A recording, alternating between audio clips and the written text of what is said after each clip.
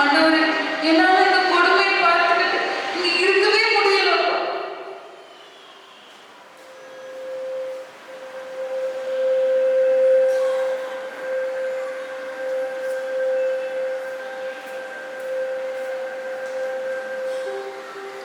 வாழ வேண்டிய வயசுல இப்படி பிணமா போறாங்களே. இனி கால தாமதம் வேண்டாம். தேவனே, இவங்கள மாதிரிப்பட்டவங்களுக்கு உதவி செய்ய நான் என்னையே ஒப்பு கொடுக்குறேன். இந்த மக்களுக்கு தான் நான் சேவை செய்யறது நீங்க என் மேல் கொண்ட சித்தம் என்பதை நான் எப்பொழுது நல்லா புரிஞ்சுக்கிட்டேன். என்னை முழுவதுமாக உங்களுடைய சேவைக்கு அர்ப்பணிக்கிறேன்.